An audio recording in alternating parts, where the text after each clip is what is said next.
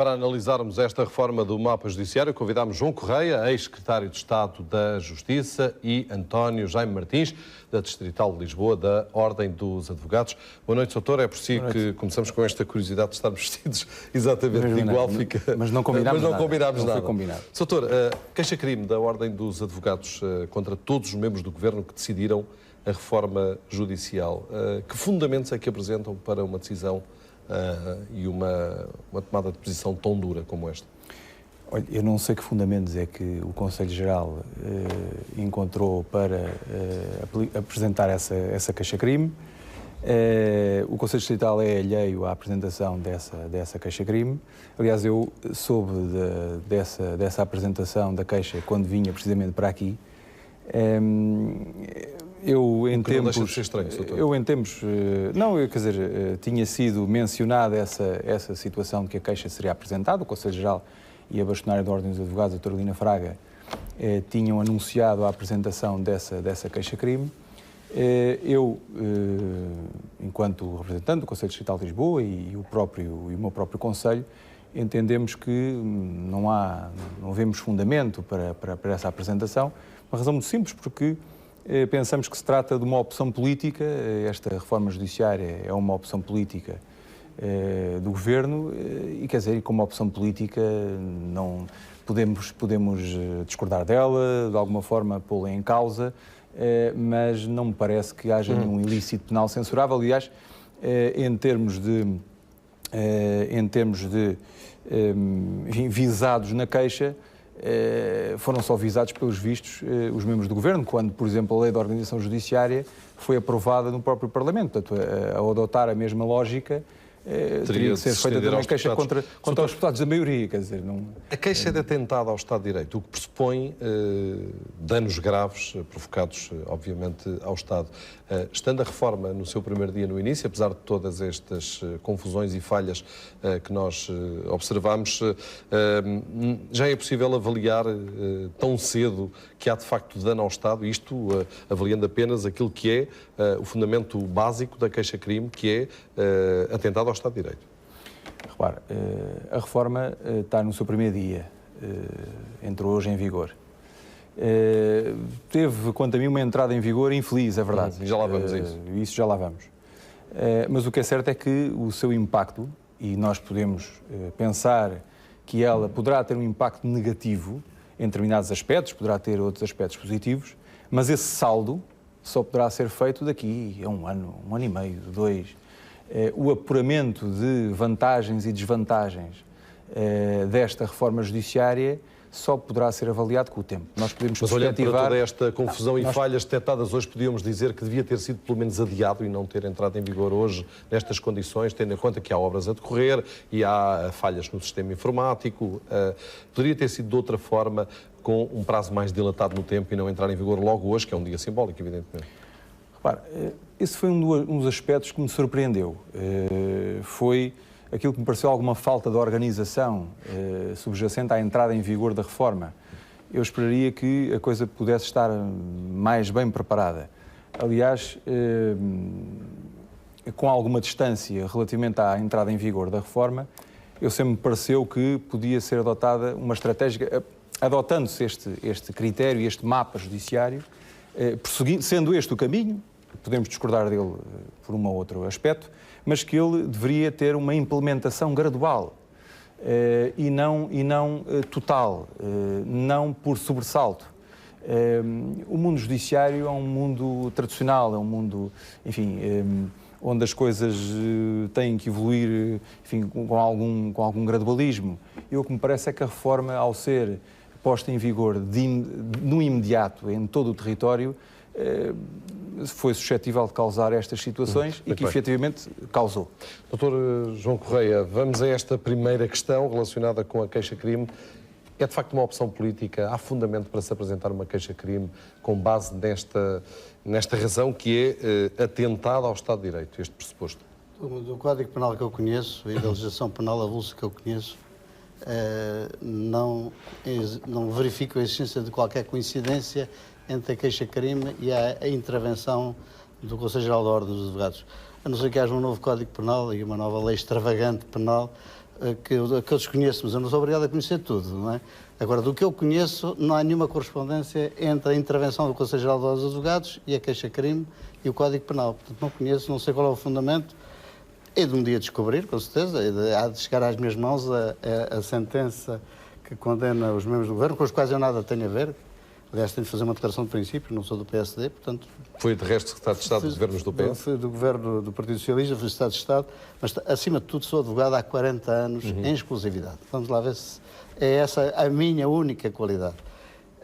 De facto, episodicamente, fui membro do governo do engenheiro José Sócrates, como secretário de Estado da Justiça, e nessa qualidade estudei a reforma de 2008, de que ninguém fala. E esta reforma de 2008 coincide com a reforma de 2013. Isto é, da autoria de Alberto Costa. Do Alberto Costa, do tempo em que eu era ministro, o meu amigo e colega Alberto Costa. O Dr. Alberto Costa fez uma reforma, aliás, bem feita, que é a Lei de 52 de 2008, se não estou em erro, onde criava 29 comarcas.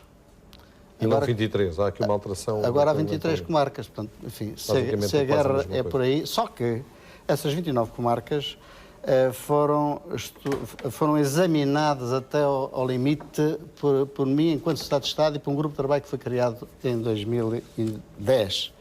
E nesse grupo de trabalho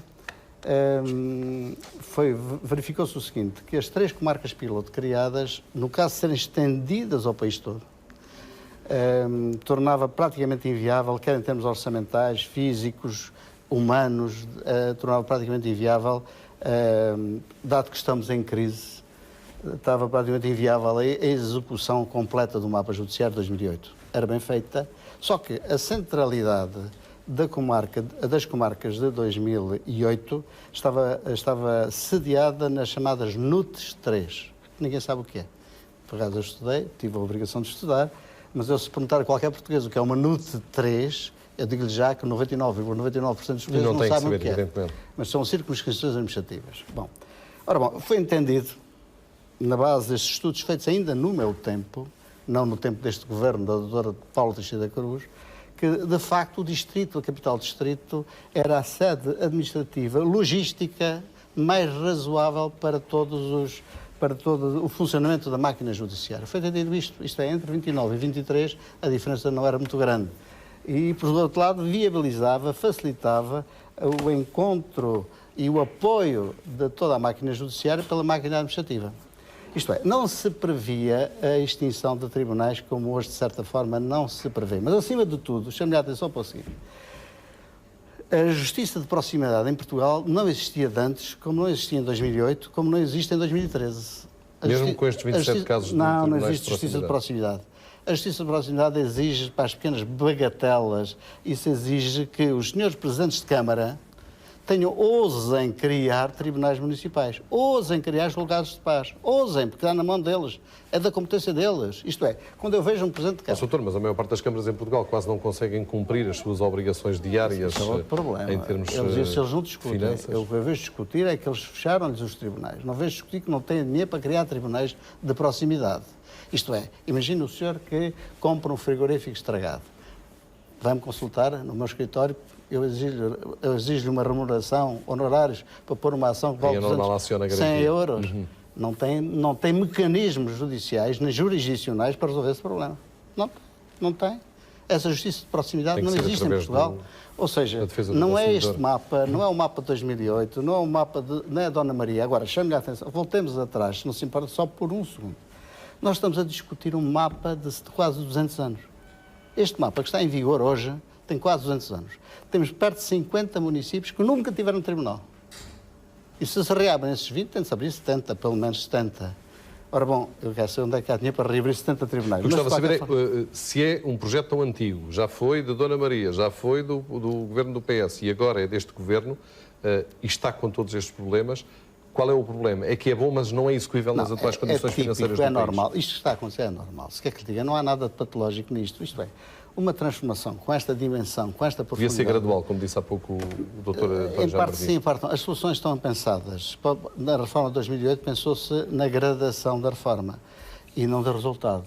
Agora pensou-se na reforma de uma só vez. Não sei se vai dar resultado, mas posso lhe dizer que as duas hipóteses são postas em equação sistematicamente. Posso lhe dizer que quando eu estudei com as 3 comarcas piloto a reforma e a execução da reforma de 2008, posso lhe dizer que a maioria dos juízes entendia que a reforma devia ter entrado toda ao mesmo tempo em todo lado, porque estávamos com regimes diferentes em 3 comarcas para as outras 19 comarcas ou para as outras 300 comarcas. Isto é, tudo tem defeitos, tudo tem qualidades. Isto é, agora, é natural, pode crer que é natural, que esta transformação, esta metamorfose, vai criar grandes perturbações, vai criar grandes dificuldades e vai criar até algumas injustiças.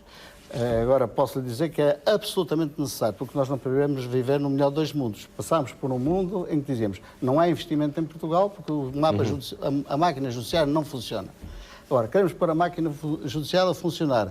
Estamos mal porque vamos pôr a máquina judicial a funcionar. Doutor António Martins, estávamos em 231 comarcas, passámos para 23, que grosso modo são as capitais de distrito, são 18, e as regiões autónomas.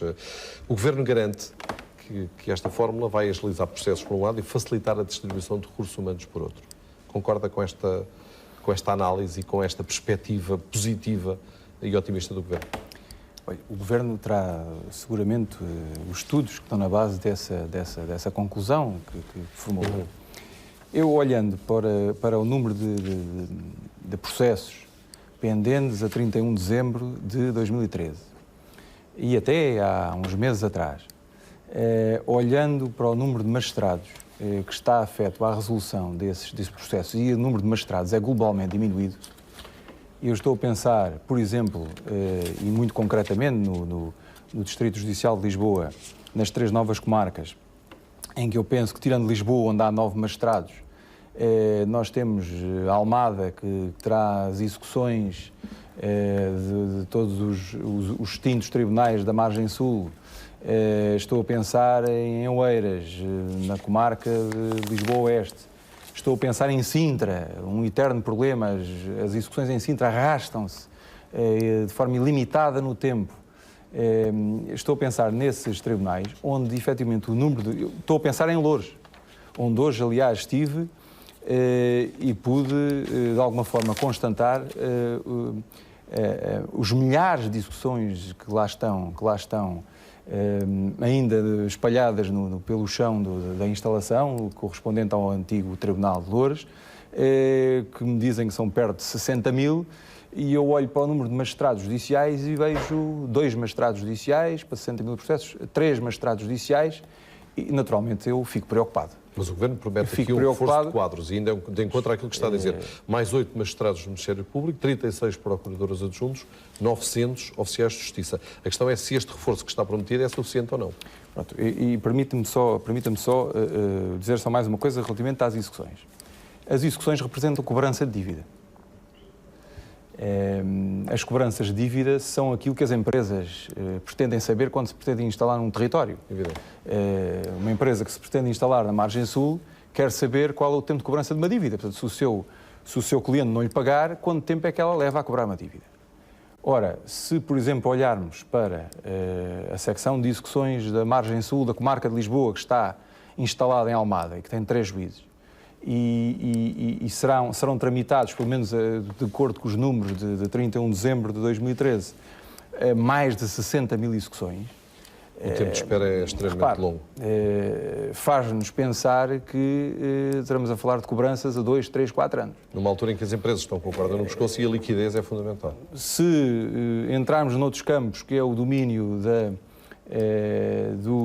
da justiça fiscal... Mas a pergunta era concreta. Então ficamos o Governo tem uma proposta concreta ainda mais de reforço de preocupados. quadros. É suficiente ou não é? Depende, quer dizer, depende em que é que consistirá o reforço de quadros, quer dizer, número de juízes, quando é que será feita essa ponderação, quando será feita essa avaliação, número de juízes, os números que eu tenho, o quadro de juízes é de 1052, existem 1396, passam 1310, sendo que 86 ficarão na chamada Bolsa de Juízes. Olha, eu devo dizer uma coisa, aquilo que eu conheço, e aquilo que eu conheço é melhor, sem dúvida nenhuma, as 3 comarcas do Distrito Judicial de Lisboa, o que eu vejo, por exemplo, as varas tinham, se não me engano, 36 juízes. As varas cíveis de Lisboa, que julgam os casos mais complexos cíveis. As varas de Lisboa passam para 19 juízes. As varas de Lisboa têm hoje, além de excelentes profissionais, que são excelentes magistrados que lá estão, as varas de Lisboa têm um tempo médio de resolução antes da reforma, cerca de um ano e meio. É um tempo que eu considero bastante aceitável. É um tempo aceitável, é um tempo que o cidadão e a empresa consideram aceitável para a realização de justiça. Enfim, haverá outros casos, 2 anos, mas é um tempo aceitável. Repare, passar de 36 para 19, seguramente que vai haver uma penalização do tempo da justiça. Dr. João Correia, esta demora no fim dos processos e a necessidade clara que o sistema de justiça tem do reforço de quadros são 2 dos principais problemas que não estão resolvidos com esta reforma? Não, na sua opinião? Está por a sua questão coloca em equação a questão fundamental, que é a conjugação possível entre esta organização judiciária e o novo Código de Processo Civil. O novo Código de Processo Civil deu, de facto, uma reviravolta às ações executivas e a pendência das ações executivas vai diminuir drasticamente com este novo Código de Processo Civil. Drasticamente. Portanto, nós temos de fazer sempre um raciocínio interagindo o Código de Processo Civil de um lado e o novo mapa judiciário do outro. Não quer dizer que este mapa seja totalmente perfeito, não é essa a questão. Mas permite essa interação de uma forma equilibrada? Permite essa interação, não permite, não justifica e exige essa interação. Mas posso dizer que a questão que foi estudada no meu tempo, enquanto membro do Governo, foi aquilo que se chamava valores de referência processual. O que é que quer dizer isto? Quer dizer que cada magistrado só pode ter ou só deve ter um limite máximo de certos processos. Coisa que não acontece. Por enquanto não acontece, mas vai passar a acontecer. Acredita mesmo nisso? Não, tem que ser, faz parte do mapa. E posso lhe dizer que tínhamos aqui para a família e menores 733 processos, mas já não seria o mesmo para o trabalho, que era 772, para a grande instância civil 224. Isto é, são 2 questões diferentes. Isto é, saber se o número de juízes se adequa a este mapa é uma questão. Saber se este mapa está correto ou está incorreto é outra questão.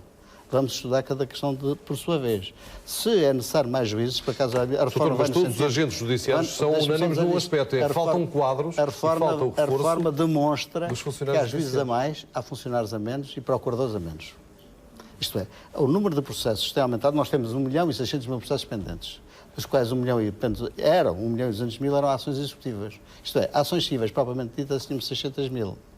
Ações que valia a pena, digamos assim. Dessas 1.200.000, com este novo Código de Processo Civil, vão diminuir drasticamente, porque as pendências vão diminuir drasticamente. Bom, isto significa, portanto, que os valores de referência processual vão ter que ser cumpridos e o Conselho Superior da Magistratura e o Governo têm que politicamente adequar o número de juízes ao número de processos a esses valores de referência. À nova realidade. À nova realidade. E há de verificar que os juízes que temos são, em termos de rácio, mais juízes em Portugal por processo do que em qualquer país da Europa. Não sei se sabia. Isto é, nós temos mais juízes por processo do que qualquer país da Europa. E temos menos procuradores de qualquer país da Europa e temos menos funcionários de qualquer país da Europa. E temos também a justiça mais lenta, ou das mais lentas, provavelmente, da Europa inteira. Lá está o Código de Processo Civil. O Código de Processo Civil impõe prazos, impõe métodos, impede audiências, facilita, desformaliza, responsabiliza e, portanto, impõe uma tramitação bem diferente daquela que nós estávamos habituados. Nós vamos ouvir a Ministra da Justiça e já voltamos à conversa. Teremos ainda algum tempo para analisar esta questão. A Ministra da Justiça está satisfeita com o primeiro dia do novo mapa judiciário. Numa entrevista à SIC, esta noite, Paula Teixeira da Cruz disse que não há tribunais a funcionar em contentores, mas sim em módulos devidamente equipados que até têm celas. Nós temos sempre bons motivos para adiar reformas. E, como é óbvio, tem que haver um primeiro dia de uma reforma. Eu quero dizer que os operadores, os profissionais forenses em geral, e ao contrário do que ouvimos da classe política, que não pratica, que não está lá, que não está no terreno, mostraram-se extremamente tranquilos e satisfeitos. Isto é como a história dos chamados contentores. Os contentores não são contentores, são módulos que inclusivamente até células têm. Mais...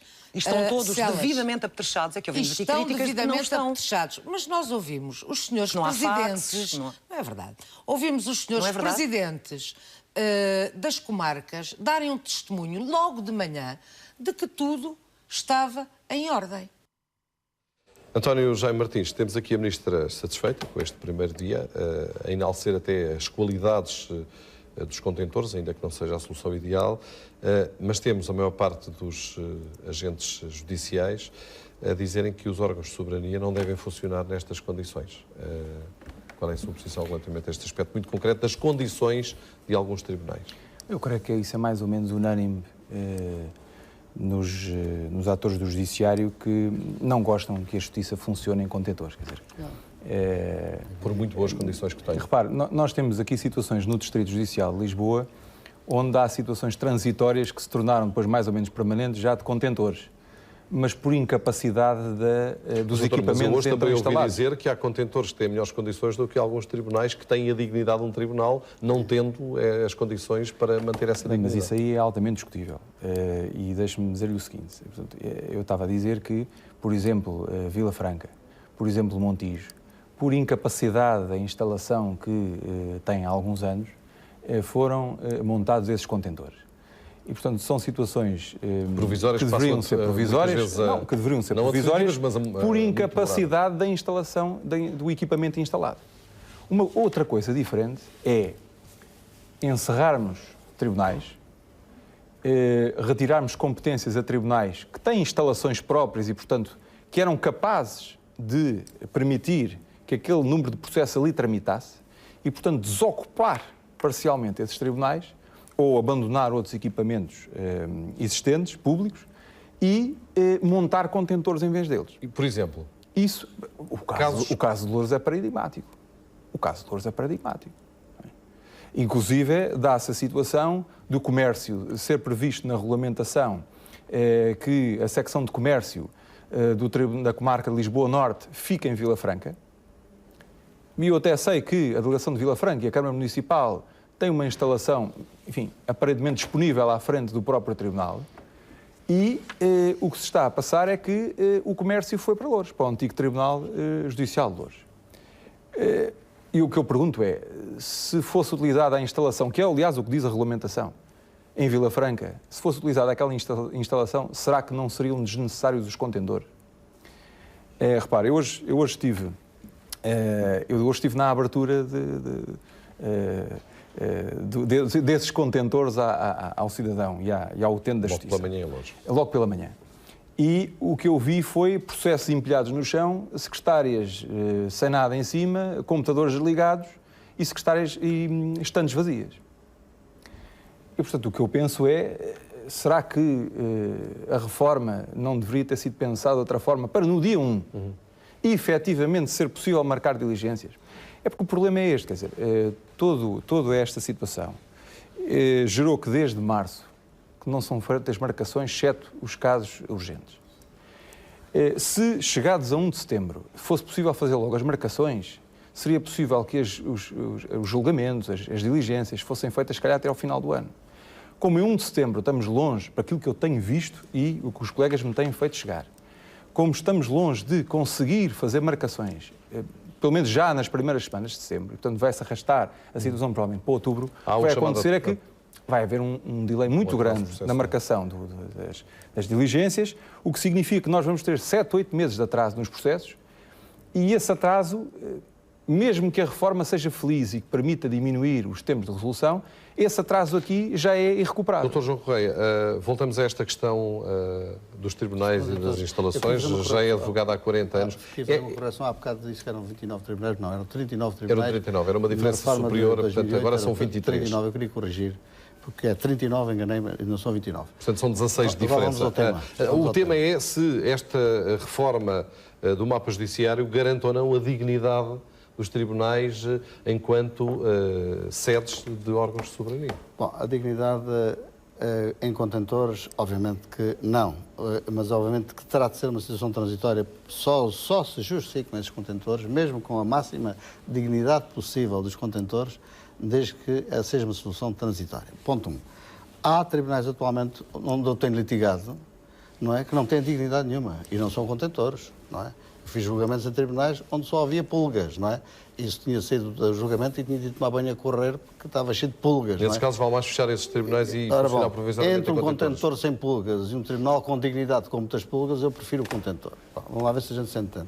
Obviamente, mas vamos à questão séria, e a questão séria é esta. os contentores têm de ser necessariamente uma situação transitória. O Tribunal é um órgão de soberania e deve ser tratado como tal. E como tal não pode estar no contentor. Ora, o contentor pode ter toda a dignidade, toda a limpeza, toda a arrumação, que por enquanto ainda não tem. Há coisas que eu percebo, isto é, estamos numa fase de transição, desarrumar uma casa para voltar a arrumar, é evidente que é muito difícil e não é de um dia para o outro. Posso dizer só este pequeno pormenor. Eu fiz um estudo sobre as 3 comarcas piloto da reforma anterior. Eu e todos... As 3 de Lisboa? As 3, não. As 3 nacionais? As 3 nacionais. Era a do Baixo Foga, a Grande Lisboa Noroeste e a do Alentejo Litoral. E reuni com todos os membros dessas 3 comarcas. Posso dizer que a transição foi feita nessas 3 comarcas durante o mês de abril e não se aproveitaram as férias judiciais. Grande crítica dessa época devia ter sido feita na época das férias judiciais. Agora foi feito na época judiciais, grande crítica, porque foi feito na época... Uma questão, há tribunais que estão a ser encerrados, que não deviam ser encerrados de facto, e as populações têm razões ponderosas para justificar as queixas, e há outros que, estando abertos, não deviam estar, porque não têm de facto a dignidade que se exige no tribunal. Há tribunais que deviam ser substituídos por justiça de proximidade. E há tribunais onde os juízes e os Ministérios Públicos e as testemunhas devem ser ouvidas e devem funcionar junto das populações e não as populações junto dos tribunais. Isto é, a lei orgânica permite que os juízes sejam obrigados a deslocar-se aos tribunais e não as populações aos tribunais. E, como tal, essas questões estão resolvidas. Mas temos aqui também casos, pegando nisso que está a dizer, temos aqui casos até dramáticos de alguns funcionários que são obrigados a deslocar-se vários quilómetros e para lá de outras questões que as pessoas às vezes colocam que são talvez até menores, mas têm os transtornos na gestão familiar, os custos que estão agregados a esta situação e a imprevisibilidade na vida das pessoas. Olha, eu posso dizer que os funcionários são funcionários de um órgão de soberania. A diferença é muito grande. Isto é, ele não é um funcionário da administração pública. É um funcionário de um órgão de soberania. E como tem tal, exigências especiais, é o que quero dizer. Tem especiais obrigações, especiais deveres perante a comunidade. E a comunidade tem especiais deveres para com eles. Eles têm prerrogativas, têm facilidades, têm até vencimentos que lhes conferem alguma dignidade. Agora, se me disser, é perturbador nesta fase para muitos funcionários? Sim. É perturbador que não existam 600 ou 700 ou 800 funcionários a menos, é fortemente perturbador. E esta questão da plataforma informática que esteve 5 dias inativa, hoje praticamente até ao final do dia, a questão é se é possível implementar de facto uma reforma com esta envergadura quando a plataforma informática que gera os processos tem estes problemas durante tantos dias consecutivos. Devia ter sido previsto mais cedo, mas não devia ter sido privatizado o sistema os sítios não devia ter sido privatizado.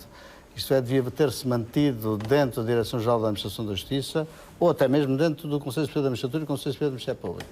Isto é, a privatização do Serviço Informático da Justiça deu origem a alguma desadequação entre o ritmo próprio da Justiça e a cultura própria da Justiça e a própria marcha da reforma do sistema sítios. Dr. António Jaime Martins, esta questão dos sítios e também a questão que se coloca do deslocamento de pessoas, de funcionários, sendo que temos esta perspectiva do Dr. João Correia, que as pessoas, fazendo parte de um órgão de soberania, têm obrigações especiais e isto está mais ou menos previsto nas suas remunerações e no seu estatuto. Creio que entendi bem o que disse. Obviamente que o transtorno trazido a essas pessoas é muito grande, porque são deslocações diárias, em alguns casos, de mais de uma hora para ir, outra hora para voltar, e portanto são mais de 2 horas que as pessoas são privadas das suas famílias. E portanto isso é um transtorno que decorre necessariamente para elas e não vejo como é que isso pode ser ultrapassado, a não serem colocadas noutro local.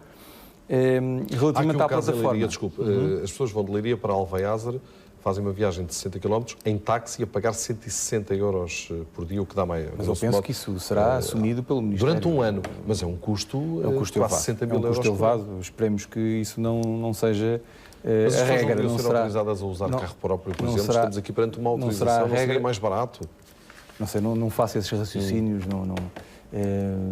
desconheço quais são as opções do Ministério a esse nível, porque é que optou dessa forma. Agora, posso dizer, por exemplo, que alguém que tem uma dívida para cobrar, um cidadão que tem uma dívida para cobrar em Sesimbra de 1000 euros, a partir da reforma do Judiciário, da nova reforma, vai ter que pôr a execução em Alcácer do Sal. Se houver uma oposição à execução, ele vai ter que ir a Alcácer do Sal. Mais do que uma vez. podemos dizer, bem, mas há videoconferência, mas as testemunhas ouvidas, quem anda nos tribunais sabe que as testemunhas ouvidas por videoconferência não é bem a mesma coisa que ser ouvida presencialmente. Deixa-me que só faça um pequeno pormenor para ver o seguinte. Se há tribunais que têm uma função social extremamente relevante, são os tribunais de trabalho. E havia um tribunal para o capital distrito. Um único tribunal para o capital distrito.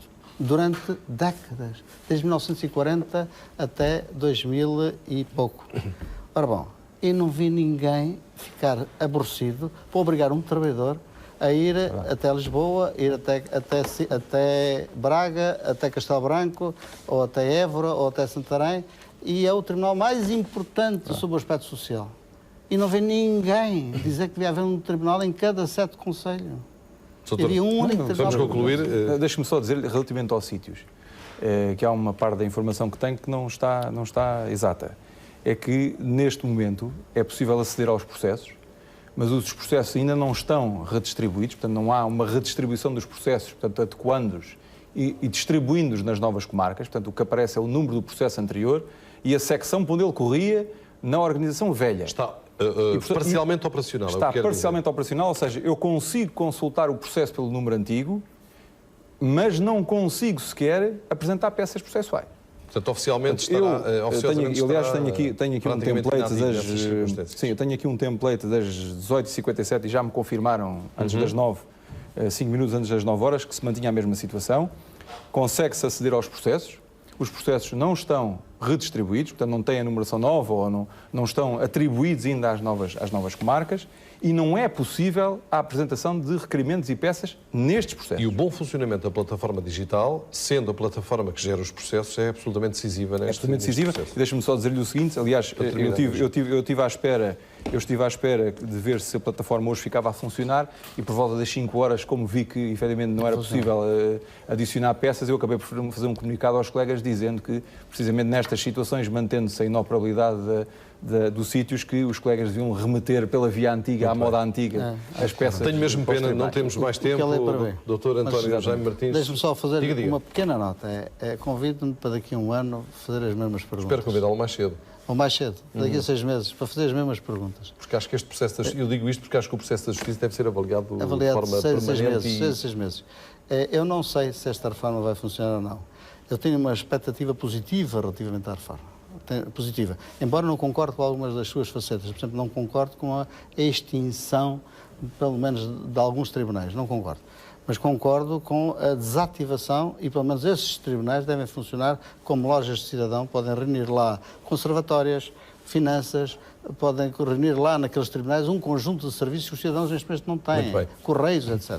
Portanto, há um desafio aqui, especialmente para autarcas. Os nossos autarcas andam um bocado distraídos. Eles têm na mão deles a capacidade de pôr a funcionar um tribunal de proximidade no próprio município. Muito bem. Dr. João Correia, obrigado por ter vindo. Também Dr. António Jaime Martins, obrigado por ter vindo com as suas opiniões e explicações. Certamente que é um tema que vamos analisar mais vezes no Grande Jornal.